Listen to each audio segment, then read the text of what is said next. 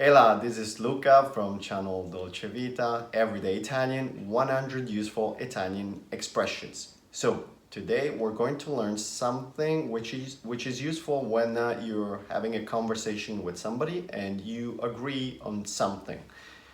Stay with me.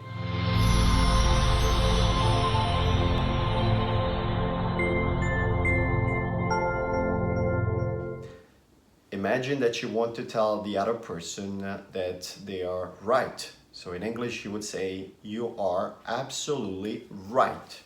In Italian is, hai assolutamente ragione. Hai assolutamente ragione.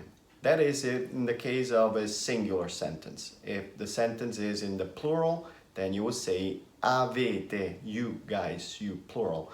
Avete assolutamente ragione. Avete assolutamente ragione. All right, as you can see, this is very easy, and I'm still looking forward to reading your comments with your sentences, so I will make new videos with your own sentences. See you again very soon on this channel. Ciao, ciao.